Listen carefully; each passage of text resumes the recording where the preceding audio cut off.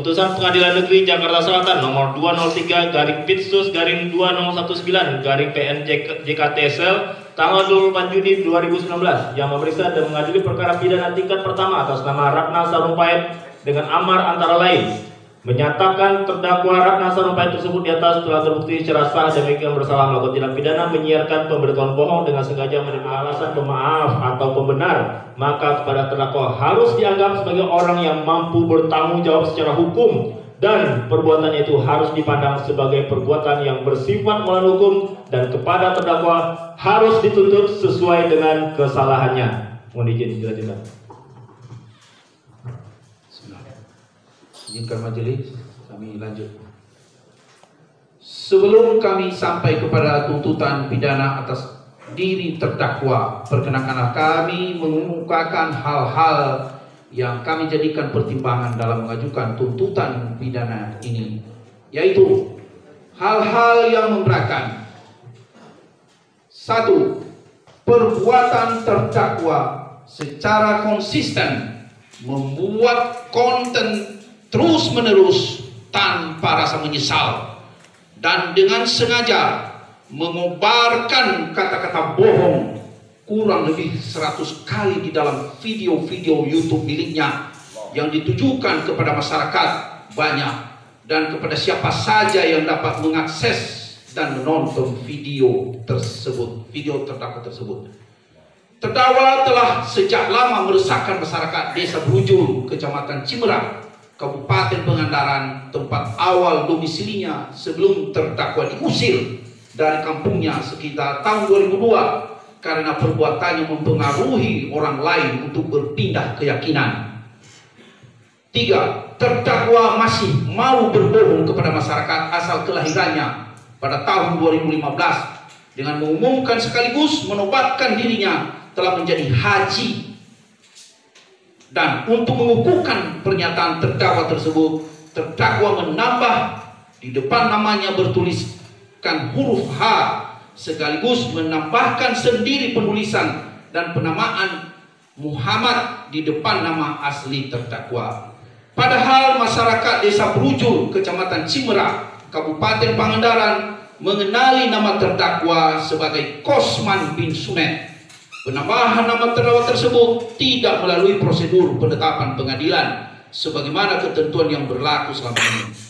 Penambahan huruf H dan penambahan nama Muhammad di depan nama asli terdakwa tersebut dapat dilihat dalam KTP yang bertuliskan H. Muhammad Kosman yang dibuat pada tanggal 17 Mei 2017.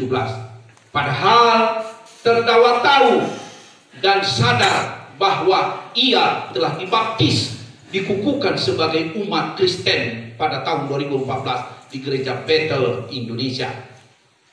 5. Kelanjutan kebohongan terdakwa kembali diulanginya pada saat pembuatan KTP pada tahun 2017, di mana terdakwa tidak memberikan identitas sejujurnya kepada kantor dinas kependudukan dan catatan sipil Kabupaten Bekasi terkait agama baru yang dianut terdakwa, yaitu Kristen. Padahal terdakwa tahu dan sadar dia telah dibaptis, dikukuhkan pada tahun 2014 sebagai umat Kristen. Entah apa maksud dan tujuan terdakwa tersebut membiarkan identitas agamanya bertuliskan beragama Islam.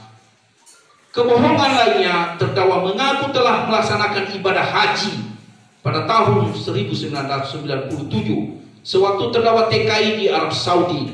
Pengakuan ini adalah bagian dari kebohongan aneh bin ajaib, di mana terdakwa mengakui telah melaksanakan ibadah haji hanya selama 2 hari saja.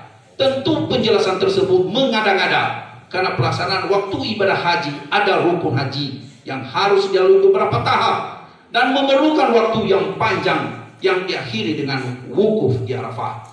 Kesemua pelaksanaan ibadah haji tidak selesai hanya dalam waktu 2 hari saja, sebagaimana yang disampaikan oleh terdakwa di depan persidangan ini. Disinilah letaknya kebohongan besar terdakwa, selalu menyampaikan pemberitaan atau kesaksian bohong agar pada pendengar cerita darinya orang lain menjadi yakin. Orang yang tidak memahami tentang rukun haji, padahal cerita terdakwa tersebut hanyalah dongeng terdakwa belaka tanpa rasa malu memberitakan ke sanak famili di Desa Brujo, Kecamatan Cimerah pada tahun 2015 dengan mengaku-ngaku terdakwa berstatus haji. Terdakwa berbelit-belit dalam memberikan keterangannya dan tidak mengakui terus terang perbuatannya. Hal-hal yang meringankan. Dalam perkara terdakwa ini, hal-hal yang meringankan terhadap diri terdakwa tidak ada yang patut dipertimbangkan.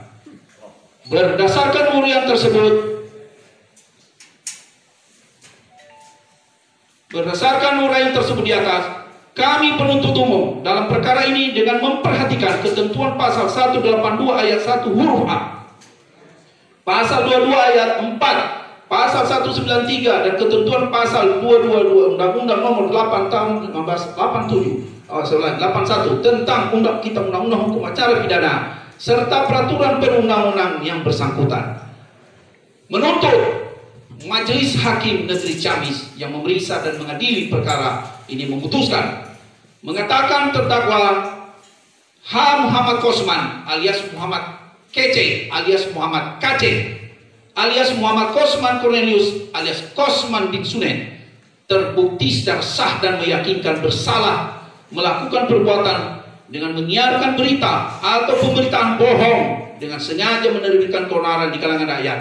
Jika di antara beberapa perbuatan meskipun masing-masing merupakan kejahatan atau pelanggaran ada hubungannya sedemikian rupa sehingga harus dipandang sebagai satu perbuatan berlanjut sebagaimana diatur dan diancam pidana dalam pasal 14 ayat 1 Undang-Undang Republik Indonesia Nomor 1 Tahun 1946 tentang peraturan hukum pidana junto pasal 64 ayat 1 Kitab Undang-Undang Hukum Pidana sebagaimana dalam dakwaan primer, menjatuhkan pidana penjara kepada terdakwa H. Muhammad Kosman alias Muhammad Kece alias Muhammad Kace alias Muhammad Kosman Cornelius alias Kosman bin Sunet selama 10 tahun penjara dikurangi selama terdakwa berada dalam tahanan.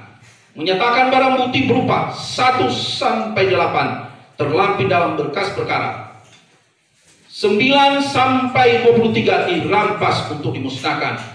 Bukti 24 satu buah handphone merek Samsung Galaxy A52 warna hitam dengan nomor IMEI 135729461036778 IMEI 2357294610361379379 satu buah handphone merek Realme C17 warna biru dengan nomor IMEI 1866040705995 IMEI 86607070597 dan satu buah SIM card Telkomsel dengan CCID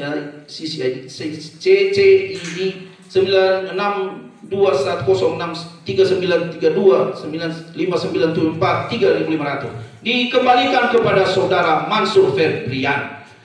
Nomor urut 27 sampai 34 dikembalikan kepada terdakwa. 4. Membebankan terdakwa untuk membayar biaya perkara sebesar Rp5.000. Demikian surat tuntutan ini kami bacakan dan diserahkan kepada majelis hakim, terdakwa dan penasihat hukum di muka persidangan Pengadilan Negeri Ciamis dalam sidang pada hari Kamis 23 Februari 2020. Pada tanggal 24 Februari 2022. Hormat kami jaksa penuntut umum yang tertera dalam berkas perkara. Demikian tuntutan kami majelis hakim yang mulia. Saudara diserahkan.